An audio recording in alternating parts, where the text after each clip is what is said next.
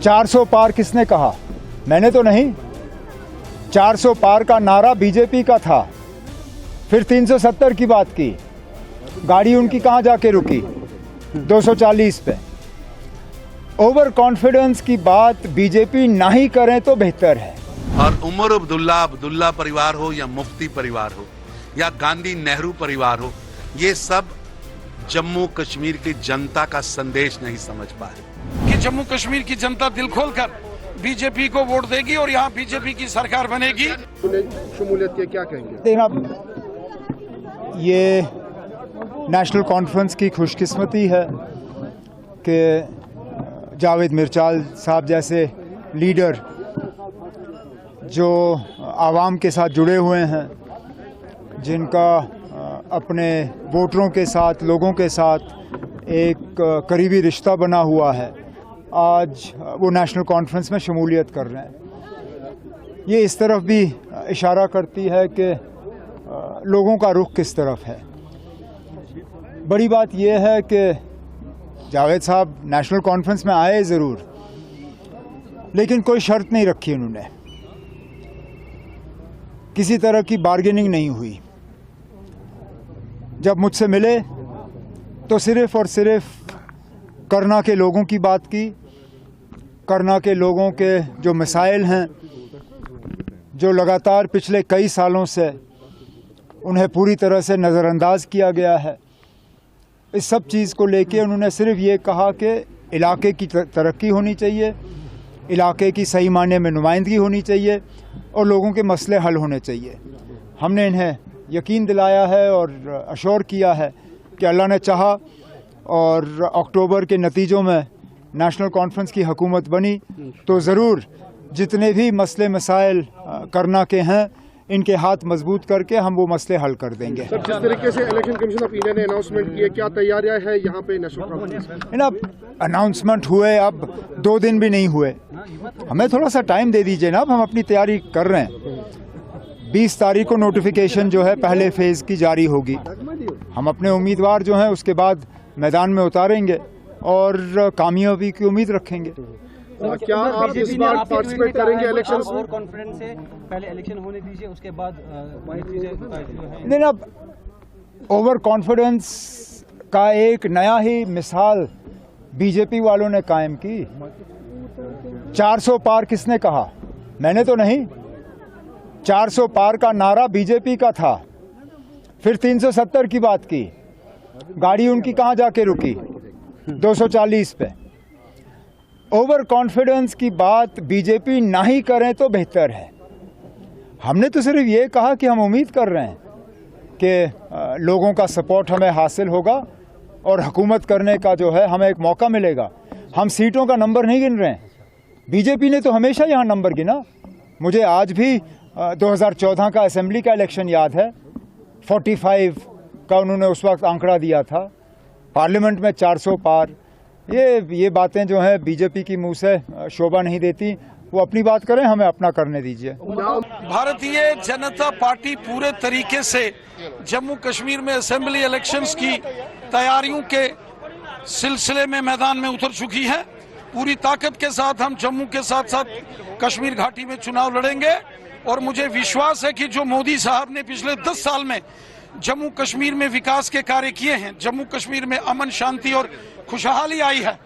दिल खोलकर हिंदुस्तान का, देश का खजाना मोदी साहब ने जम्मू कश्मीर के डेवलपमेंट के लिए खोला है और मुझे विश्वास है कि जम्मू कश्मीर की जनता दिल खोलकर बीजेपी को वोट देगी और यहाँ बीजेपी की सरकार बनेगी। 90 सीटों पे आप लड़ेंगे? बीजेपी अधिकांश सीटों पर जम्मू कश्मीर में अपने दम पर चुनाव लड़ेगी और हाँ, कश्मीर घाटी में कुछ इंडिपेंडेंट कैंडिडेट्स 8 या 10 असेंबली सीट्स पर ऐसे हो सकते हैं जिनके साथ बीजेपी जो है तालमेल बना के वहां इलेक्शन लड़े। किसी राजनीतिक दल के साथ हमारा कोई गठबंधन नहीं होगा। सर, उमर अब्दुल्ला ने कहा है कि अगर उनकी सरकार आती है तो 370 का बिल लेके आएंगे, क्या कहेंगे? देखिए, श्री उमर अब्दुल्ला साहब जानते हैं कि उनकी सरकार यहाँ नहीं आने वाली है, इसीलिए वो इस प्रकार की बयानबाजी और इस प्रकार की जो है वो टिप्पणियां कर रहे हैं। श्री उमर अब्दुल्ला साहब को मालूम है कि यहाँ उनकी पार्टी का सफाया होने वाला है और यहाँ बीजेपी की सरकार बनेगी। चौधरी को ज्वाइन करने वाले हैं, क्या कहेंगे? चौधरी जुल्फिकार अली साहब जम्मू कश्मीर के एक बड़े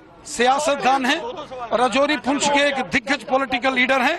उनका भारतीय जनता पार्टी में स्वागत है, उससे बीजेपी को जबरदस्त ताकत मिलेगी। लगातार भ्रम पैदा करने का काम कर रहे हैं और उमर अब्दुल्ला परिवार हो या मुफ्ती परिवार हो या गांधी नेहरू परिवार हो, ये सब जम्मू कश्मीर की जनता का संदेश नहीं समझ पाए। अब अलगवाद की पॉलिटिक्स, तोड़ने की पॉलिटिक्स, भ्रम पैदा करने की पॉलिटिक्स, पाकिस्तान का गाना और तराना गाने की पॉलिटिक्स अब जम्मू कश्मीर में नहीं चलेगी।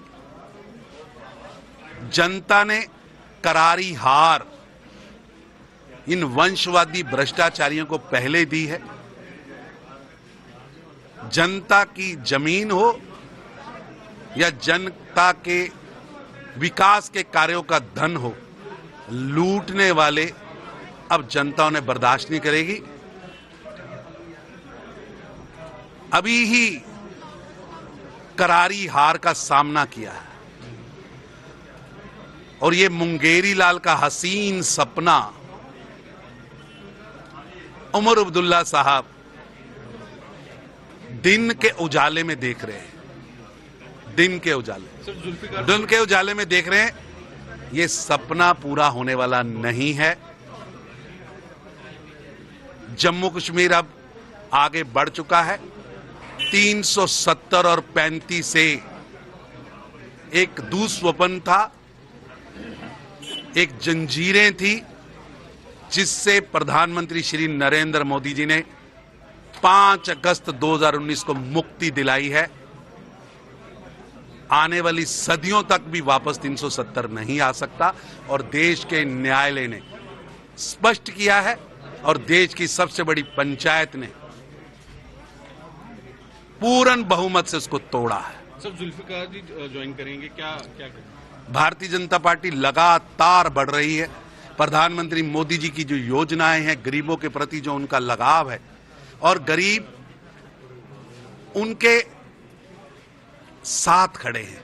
गरीबों के मसीहा के रूप में नरेंद्र मोदी जी आगे आए हैं और जम्मू कश्मीर में हर नागरिक को 5 लाख की मेडिकल इंश्योरेंस, हर घर में रसोई गैस, हर घर में पीने का पानी, पहाड़ की ऊंचाई पर पीने का पानी पहुंचाना, एक एक घर पे पहुंचाने का लक्ष्य, हर ग्राम में सड़क, प्रधानमंत्री ग्राम सड़क योजना, ये सब ऐसी चीजें हैं जिससे हर व्यक्ति, हर नेता, समाज का हर क्षेत्र का हर व्यक्ति प्रधानमंत्री मोदी जी के प्रति एक आदर, एक स्नेह, एक प्रेम रखता है और ये कारवां अब रुकने वाला नहीं है।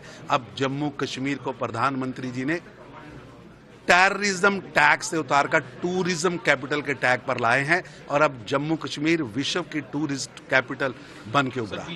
भारतीय जनता पार्टी का पार्लियामेंट्री बोर्ड होता है।